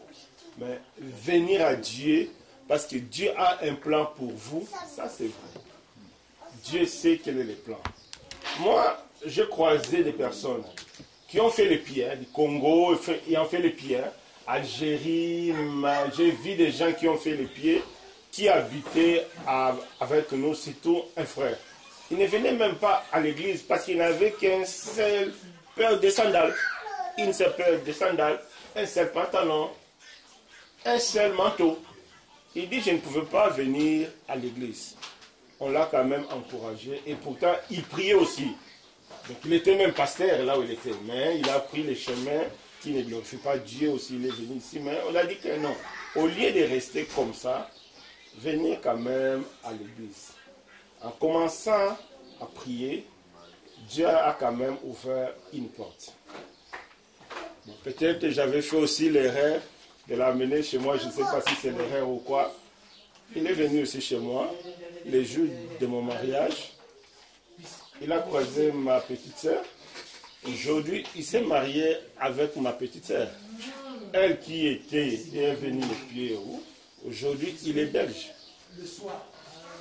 Je l'ai belge parce qu'il avait accepté quand même de quitter son coin pour commencer à prier et Dieu a ouvert les portes. Ce n'est pas la prière, non, Dieu a un plan.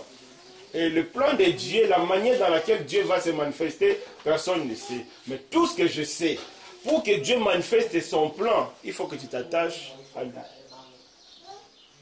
Je ne vous promets rien du tout. Tout ce que je vous promets, c'est en s'attachant à Dieu, Dieu manifestera le plan pour vous. Ça peut être aussi le plan de retourner au pays. Ça peut être aussi le plan de rester ici. Ici au Maroc, je connais des personnes aussi qui étaient comme vous, comme ça, qui sont venus pour traverser. On les a exhortés, prêchés. Aujourd'hui, ils servent Dieu dans certaines églises. Ils ont même la possibilité maintenant d'aller en Europe et puis venir. Tu vois? D'autres travaillent. Pourquoi? Parce qu'ils ont pris la décision de s'attacher à Dieu. Donc, le but, c'est que vous communiquez la vie de Dieu en Jésus-Christ. Et à travers cette vie, Dieu fera de vous ce qu'il veut faire de vous. Ici, en Europe, au pays, n'importe où, je ne sais pas. Mais je suis sûr, si la vie de Jésus se manifeste en vous, Dieu fera de vous. Là, j'ai donné pour certains qui travaillent ici, pour certains qui sont partis en Europe. Pour certains, à partir du Maroc, ils partent et reviennent. Donc l'Europe n'est plus un mythe pour eux. Et ils cherchaient. Mais en croisant Jésus, ils ont vu que l'Europe est devenue comme ils partent à Sidi Ibrahim et venir. Donc, ce qui est important, c'est s'attacher à Jésus pour avoir la vie éternelle. C'est ça. Ça dit, c'est ça notre prière. On prie pour ça, que Dieu puisse vous toucher, que Dieu puisse se manifester en vous. Maintenant, une fois que vous êtes touché, Dieu seul sait quel est le plan, il vous conduira. C'est ça l'objectif, c'est votre salut en Jésus. Merci beaucoup. Amen. Est-ce que je peux juste compléter ce qu'il a dit? Parce que tu m'as posé la question. Moi, je suis venu ici par amour. Mon objectif, c'est l'amour. Parce que Dieu m'a dit que je ne dois pas aimer que mes frères qui prient avec moi. Je dois aimer tout le monde. Donc, quand on est venu, le frère nous a parlé de vous. Donc, je suis venu ici pour vous témoigner notre amour. Que nous compatissons à vos douleurs, nous compatissons à vos soucis, mais nous sommes des hommes. Nous ne pouvons pas faire plus que ça. Ce que j'ai de mieux à vous donner, c'est la foi que j'ai. C'est ce que Dieu a pu faire dans ma vie. C'est pour ça que je vous ai donné mon témoignage. Le but n'est pas que de vous faire venir dans mon église, parce que je n'ai pas d'église. L'église, mon église, c'est vous. Moi, je n'ai pas d'église. Parce que moi, je vais toujours dans des maisons et dans des villes pour parler de mon témoignage, de ce que Dieu me mettra à cœur. Dans l'amour de partager avec les gens la foi que Dieu a mis en moi. Donc, pour rejoindre un peu ce que le frère disait, Dieu a dit dans sa parole, pleurez avec ceux qui pleurent.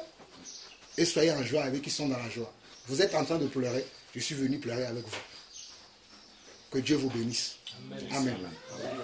C'est bon, je vous remercie vraiment. Et je suis persuadé quand même de... Je voulais compléter quelque chose dans les interrogations de frère. En fait, il faut aussi qu'on comprenne quelque chose. Ce qu'on voulait vous témoigner, c'est que les hommes que nous sommes, souvent nous ne nous posons pas des questions d'où on vient. C'est un très grand handicap pour nous les hommes que nous sommes. Nous naissons, nous grandissons, mais en réalité, chacun de nous ne cherche pas à savoir, à comprendre d'où il vient. Ce qu'on connaît, c'est le père et la mère qui nous ont mis au monde. Mais avant que nous venions dans le ventre de notre maman, on vient d'où? Et après cette terre-là, on ira où? Et ça, c'est très important. Parce que si on arrive à chercher et à comprendre cela, notre marche va changer sur cette terre. Notre vie va changer sur cette terre. Parce que on peut savoir qui a créé papa, qui a créé maman, d'où je viens, d'où je suis sorti. Et quand on comprendra qu'il y a un Dieu qui est vivant, comme l'a dit le frère, celui-là qui a créé l'homme à son image et à sa ressemblance. C'est qui? C'est Dieu. Mais en tout cas, dans notre marche, Dieu, parfois, on l'oublie. On s'attache plus à ce qui est devant nous, à ce qui nous entoure, mais celui qui nous donne le souffle de vie, on l'oublie. Et nous errons dans la nature. Nous nous confrontons à des problèmes. Et les problèmes là sont les problèmes de la nature. Mais il y a un, celui-là qui a créé la nature, à qui la nature répond, à qui la nature obéit. Celui-là, quand il dit, la chose se fait. C'est qui? C'est Dieu. Mais si nous ne sommes pas connectés à celui-là qui nous a créés à son image, à sa ressemblance, et qui a créé l'univers, nous sommes comment? Voilà pourquoi quand nous voulons faire certaines choses, les choses ne nous réussissent pas. Parce que sa volonté n'est deux fois pas ce que nous sommes en train de faire. Quand nous avons un enfant dans la maison qui nous désobéit, on fait quoi? Quand un enfant dans la maison nous désobéit, On le punit. hein? On doit le faire revenir à la raison, c'est tout. Et comment? En le punissant. En le punissant. Oui. En lui disant les raisons, ou bien en lui disant ce que tu fais, c'est pas normal. Pour la punition, là, divine, c'est-à-dire orale, en lui disant le conseiller, le dire, c'est que la voie que tu as prise, c'est anormal, voilà la bonne voie. C'est très important aujourd'hui que nous nous désobéissons à notre Père, qui nous a créés à son image et à sa ressemblance. Mais comment on peut l'obéir si déjà nous ne sommes pas unis? Si nous ne sommes pas en communion avec lui? Si nous ne nous écoutons pas, déjà nous ne savons pas nous l'obéir. C'est-à-dire qu'il n'a aucune place dans notre vie. Bon, comment on peut l'obéir? Comment on peut lui obéir? Comment on peut marcher selon ses desseins? Si déjà nous ne sommes pas en communion avec lui. Un enfant qui sort de la maison des parents devient un enfant comment? Rebelle. Rebelle, Hein? Oui. rebelle. C'est un enfant rebelle. Donc, est-ce que le Père peut encore conseiller cet enfant? Donc, il faut qu'on se rétablisse avec notre Père.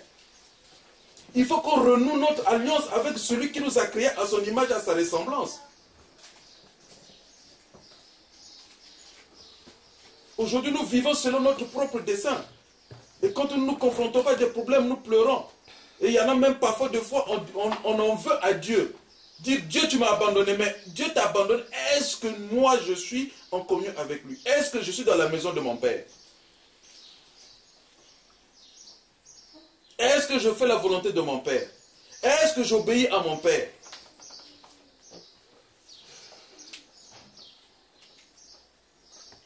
Nous ne voulons pas mettre en cause ce que vous avez fait de quitter le pays. Nous aussi, le pays dans lequel nous vivons, ce n'est pas là où nous sommes nés. Ce n'est pas notre origine. Mais est-ce que chacun de nous, en le faisant, vraiment, on a demandé la volonté de Dieu? Maintenant que nous sommes ici, nous sommes confrontés à un dilemme, nous sommes à une situation difficile. Parce que quand on voit vraiment la situation n'est pas bien. Mais Dieu n'abandonne pas ses enfants. Même quand il a désobéi, l'enfant désobéit et que l'enfant pleure, tu viens, tu lui donnes parfois une claque. Mais si l'enfant revient, très souvent quand c'est des petits enfants, parfois tu les tapes, mais il vient toujours vers toi. Pourquoi? Pour que tu le consoles. Que tu le consoles. Est-ce qu'on est prêt pour aller se consoler auprès de notre Père qui nous a créés, qui nous a fait à son image, sa ressemblance? Parce que si les choses sont dures, il n'y a qu'un seul moyen, c'est de repartir auprès du Père.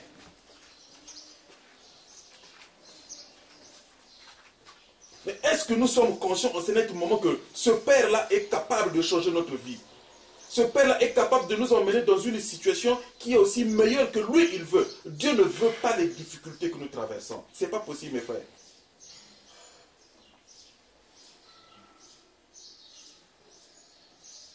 Et très souvent, quand on essaie un peu de reprendre, c'est-à-dire de mettre ces choses-là sur la table de parler, il dit, tu veux que je vienne dans ton église?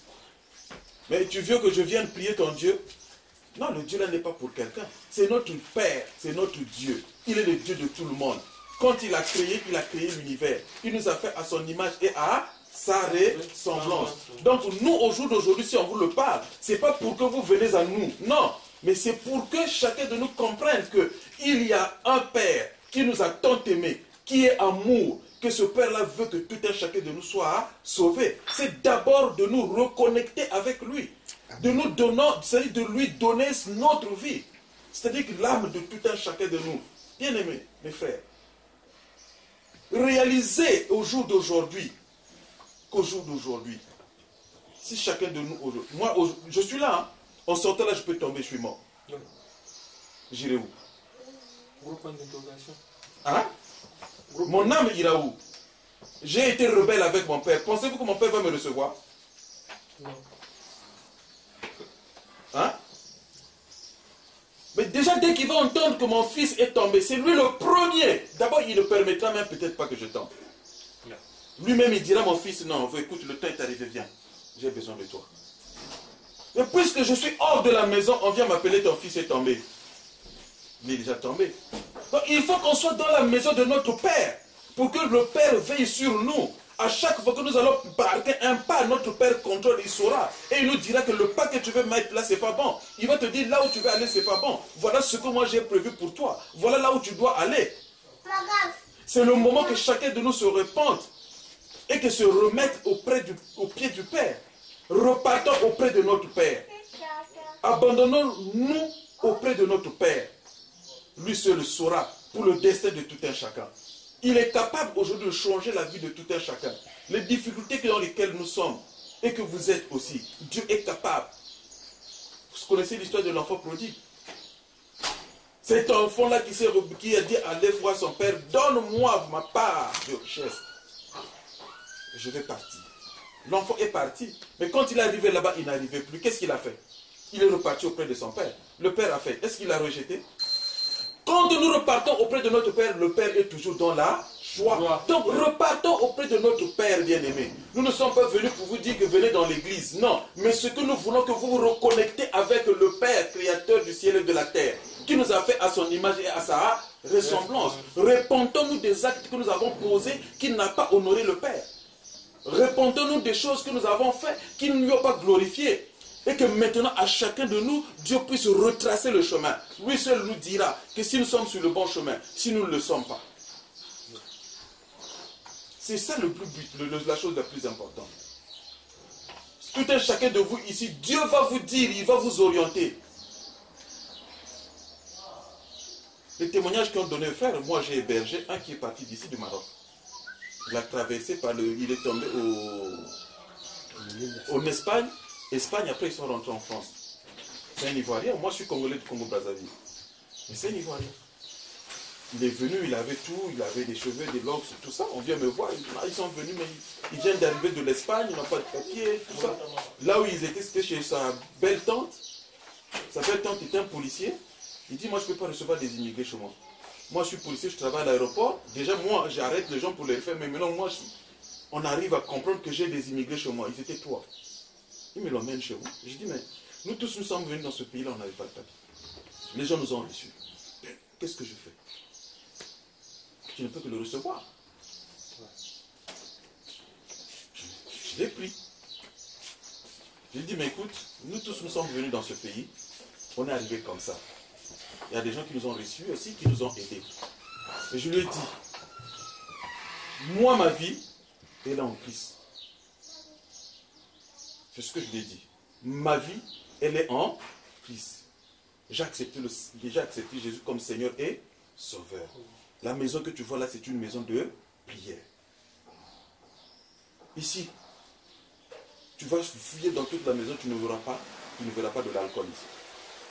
Personne ne fume ici. Les choses du monde ici, il n'y en a plus. En tout cas, ici, moi, c'est le Seigneur. Es-tu prêt de recevoir toutes ces choses-là? Parce que les ténèbres et la lumière ne vivent pas ensemble. Donc moi j'ai ma vie et toi tu vis aussi, tu as ta vie. Ça ne va pas passer, sinon dans 2 matins on va avoir des problèmes. Quand tu ne me traites pas de mauvais, au moins je te donne déjà, je te parle déjà de ma vie. Est-ce que tu es capable de supporter cela? Tous les dimanches, moi je suis à l'église pour prier mon Dieu. En semaine j'ai des réunions de prière. Est-ce que vraiment tu es prêt? Il m'a dit oui. Tu dois commencer à nettoyer ta tête. Il avait des locks. Le lendemain, il a fait le nécessaire, il est parti, il a enlevé. Le dimanche, on se lève, on est à l'église. En semaine, s'il ne peut pas venir, mais le dimanche, on partait. Et arrivé à l'église, il a entendu une jeune fille qui chantait. Le chant là a sonné dans ses oreilles. Ce frère-là que je vous parle aujourd'hui, il a une femme, il a 2 enfants. Aujourd'hui, il est devenu, en tout cas tu peux plus, même à son travail, il fait des problèmes pour qu'on lui laisse pour aller prier le Seigneur. Il a accepté le Seigneur, même il est devenu prophète. On rappelle prophète dans l'église. C'est un Ivoirien. Mais qu'est-ce qui a fait ça? Depuis qu'il a accepté le Seigneur, au jour d'aujourd'hui, sa vie est rangée. Pour avoir les papiers, il n'a rien fait. On l'a reconnu comme un neveu. C'était la mère à mes enfants. Tout est parti comme ça. On l'a mis à l'école. Pendant qu'il était à l'école, on lui a donné les papiers. Et aujourd'hui, il a 2 enfants. Sa femme était aussi... La femme, après, j'ai pris aussi la femme. Hein. Parce que sa femme, avec sa tante, là où elle vivait, c'était des histoires. Sa tante ne voulait pas qu'elle vienne prier avec nous. Elle l'a mise dehors. J'ai dit, si c'est pour le Seigneur, moi je te prends. J'avais 3 chambres. Je l'ai mise dans une autre chambre. Mais comme eux, les deux, il y avait leur histoire, j'ai dit, moi ça, je n'aime pas ça. Vous régularisez votre situation. Il a pris la rendez-vous auprès des parents de la fille. Ils sont partis, il a fait la dot. Et voilà le mariage. Ils ont 2 enfants aujourd'hui. La femme française, là, dans ma maison aussi. Je lui ai dit, mais toi, tu fais quoi? Tu vois, j'ai pas bien une carte de séjour de 1 an. Il dit, depuis que tu as fait des études ici, oui, qu'est-ce qui se passe? Va à la préfecture, tu vas prendre rendez-vous. Demande la naturalisation. Elle a fait la demande, tout. Elle a eu la naturalisation avant moi. Elle a fait avant moi, on a fait, je crois, 1 mois des cas. Mais elle a eu avant moi, alors que c'est moi qui l'héberge. Elle a eu avant moi. Donc, quand tu donnes ta vie au Seigneur, c'est le Seigneur qui va conduire ta vie. C'est le Seigneur qui doit tracer ta vie. Nous nous confrontons à des situations parce que nous faisons ce qui ne plaît parfois pas à Dieu. Nous sommes la créature du Seigneur. Réconcilions-nous avec notre Père. Ce n'est pas avec des hommes, mais c'est avec le Dieu qui nous a envoyés sur cette terre. Chacun de nous a sa mission ici. Quand nous nous détournons de la mission du Seigneur, que voulez-vous que le Seigneur fasse pour nous? Parmi nous, parmi vous, peut-être il y a des gens à qui Dieu a donné la mission d'aller dans le monde pour annoncer sa parole. Mais si seulement nous n'avons pas encore compris cela, nous ne sommes pas sur son chemin. Mais Dieu bloque tout. Rentrons dans la vision de la volonté du Seigneur. Mais quand on parle de ça, les corps en Dieu ici, lui, il vient me parler de son Dieu. Le Dieu là n'appartient à personne. Le Dieu est le Dieu de tout le monde. C'est mon Dieu, c'est ton Dieu, c'est son Dieu. C'est lui qui nous a créés.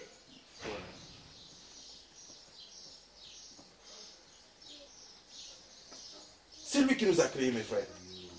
Rétablissons-nous à lui. Repartons auprès de notre Père. Il a besoin de nous. Il a besoin de vous.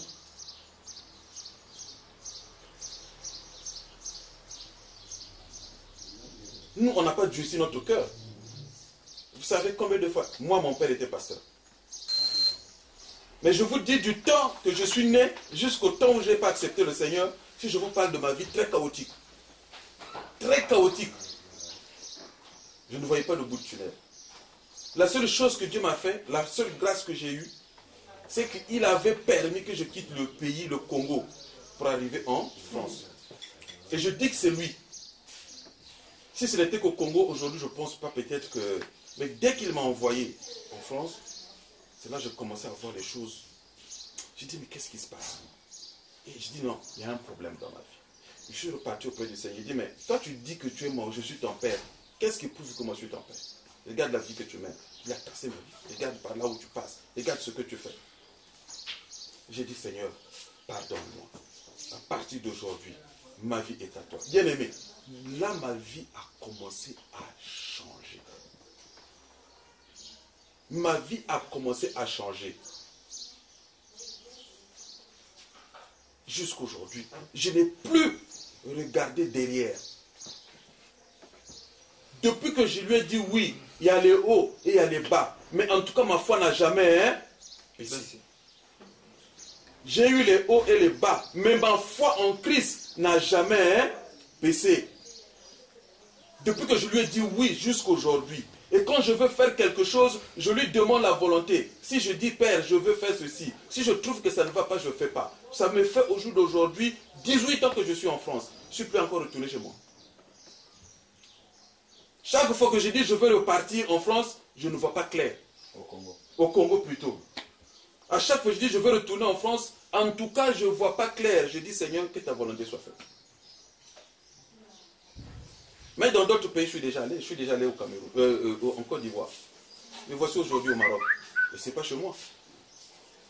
C'est pour sa mission. Donc, deux fois Dieu a une mission pour nous. Mais nous voulons faire pour nous. Dieu nous résiste. Si seulement vos cœurs sont prêts, lui, il prendra soin de vous. Que ce ne soit pas pour un intérêt, mais c'est pour se réconcilier à lui, de l'accepter dans votre vie. Comme Seigneur est sauvé, dire, Père, je me remets à toi. Si vous tous ici pouvez vous réconcilier au Père, et que chaque soir vous priez, chaque matin vous priez, et que vous élevez la voix vers lui, vous verrez que la vie de beaucoup de personnes ici va changer. Amen. Amen. Amen.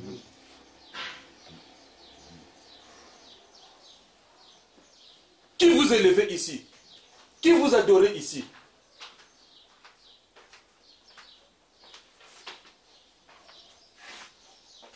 Si le Seigneur vient mettre son chandelier ici, vous tous, vous allez voir, vos situations vont changer. Amen. Vos situations vont changer. Croyez-moi et écoutez ce que je suis en train de vous le dire. Les témoignages que nous vous donnons, ce n'est pas pour venir vous séduire. Mais c'est les choses que nous avons vécues. Il ne nous a pas envoyés en vain. Mais quand on vous parle de notre vie, pour que vous compreniez, qui peut arranger votre situation? Qui peut transformer votre vie? Il n'y a que le Seigneur Jésus-Christ de Nazareth. Bien aimé, même nos pères qui nous ont mis au monde, personne ne peut aller mourir à la croix pour dire que moi je vais aller donner ma vie à la croix pour que vous soyez sauvés. Qui peut le faire? Qui peut aller donner sa vie pour son fils qu'il a mis au monde? Mes frères, quelqu'un peut me le dire? Personne. Jésus l'a fait ou il ne l'a pas fait? Si, il a fait. Nous sommes ses enfants dans la chair, mais c'est dans l'esprit.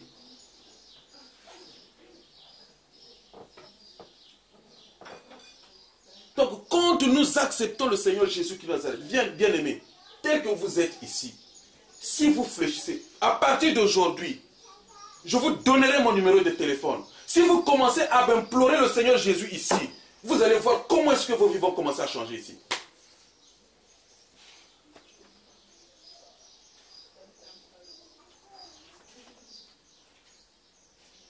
Ouvrez vos cœurs.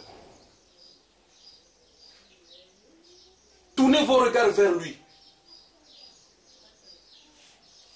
Il va le faire. Il n'y a pas de raison qu'il ne le fasse pas. J'ai vu un frère ici, là. Frère, tu es déjà baptisé? Non. Non. Tu n'es pas baptisé? Non. Donnez vos vies au Seigneur. Donnez vos vies au Seigneur. Cherchez. Cherchez comment vous pouvez vous rétablir avec lui. Comment vous pouvez vous réconcilier à lui.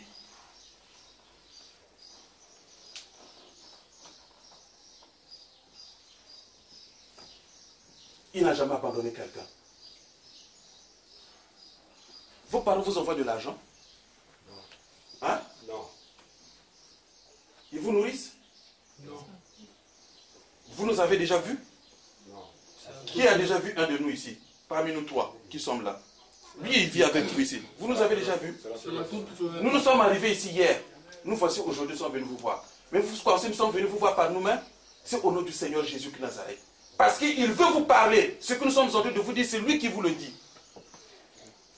Mais qu'est-ce que vous êtes prêt de faire pour que maintenant lui qui commence à arranger vos vies? C'est vous.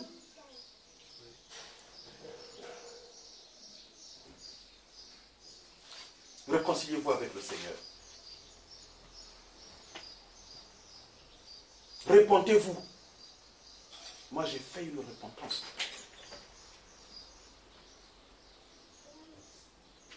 Je suis allé devant le Seigneur. C'est-à-dire que je pouvais prier de minuit à 3 heures du matin. Je ne voyais même pas le temps passer.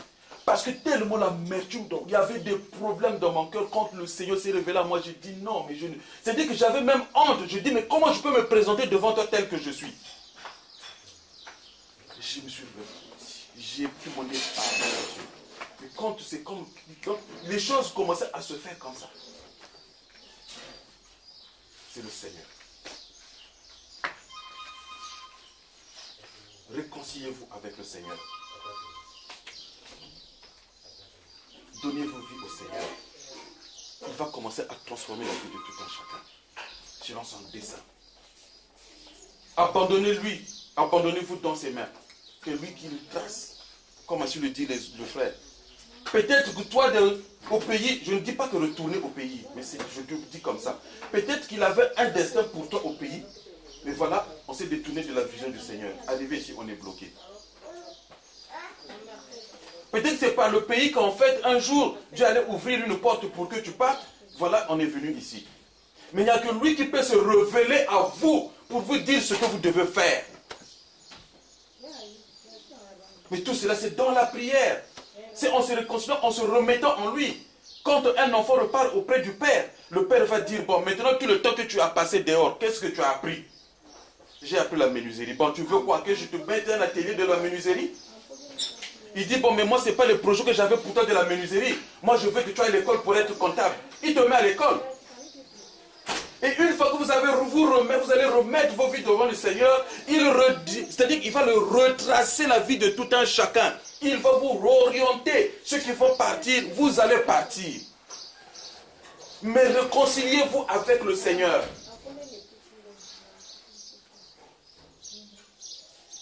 Que l'âme de chacun soit connectée avec le Seigneur. Et que l'Esprit de Dieu vienne maintenant sur vous.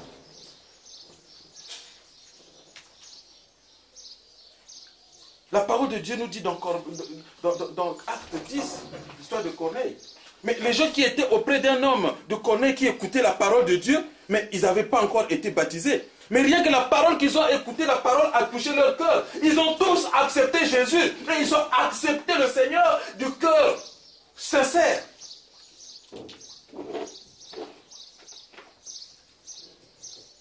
Et ces personnes-là ont été sauvées.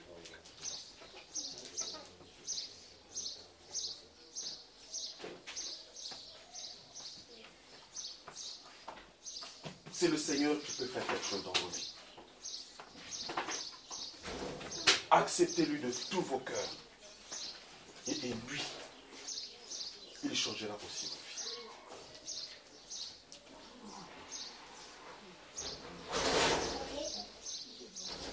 Mon frère, toi qui dis que tu es chrétien, tu lis la parole, oui.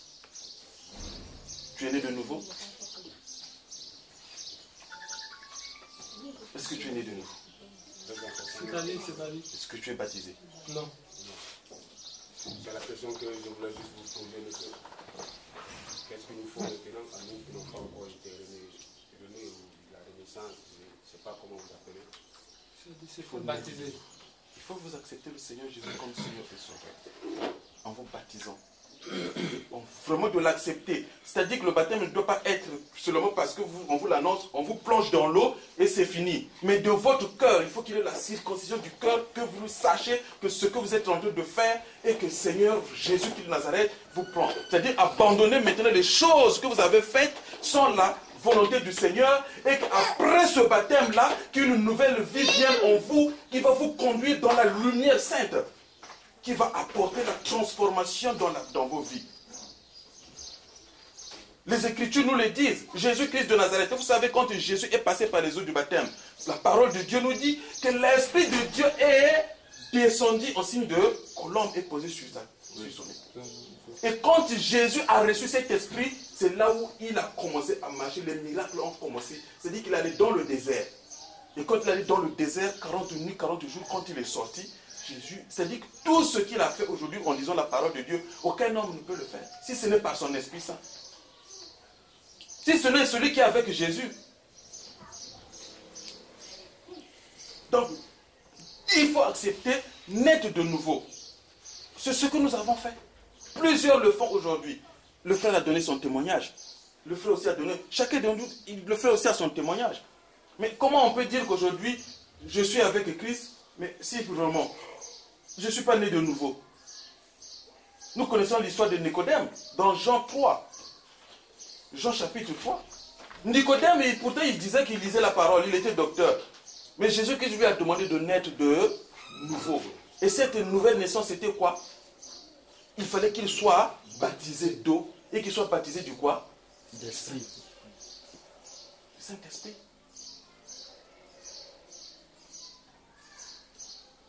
C'est ça que nous avons à vous donner comme message. Notre amour, c'est parce que vraiment quand on nous a parlé de vous, on dit non, il faut qu'on aille voir les frères.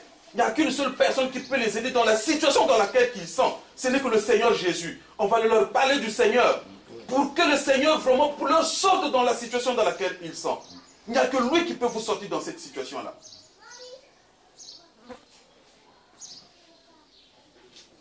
Il n'y a que lui.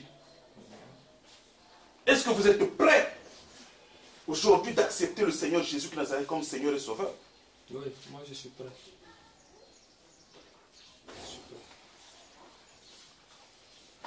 Frère, il faut le faire. Je ne sais pas pourquoi le Seigneur me demande de te le dire. Hein? Il faut vite le faire. Bon. Que Dieu nous bénisse. Je laisse la place aux autres. Il y a quelques questions. Je veux juste... Non, permettez, parce que la sœur avait une question. Tu veux poser une question? Avant que la sœur ne pose la question, parce que ça peut nous amener sur un autre terrain, je veux préciser un point par rapport à ce que le frère a dit. Pour naître de nouveau, la première étape, c'est de réaliser que tu es un pécheur et qu'à cause du péché, tu es perdu. Parce que le Seigneur dit dans sa parole que le salaire du péché, un seul péché, c'est la mort. C'est la perdition éternelle parce que Dieu est saint et personne ne peut entrer au ciel avec un seul péché. Donc à cause de nos péchés, nous tous, nous sommes perdus et nous sommes sur le chemin de l'enfer. Une fois que nous prenons conscience de cela, ça veut dire qu'on ne peut pas se sauver nous-mêmes. Donc nous avons besoin de Jésus-Christ qui est mort à la croix.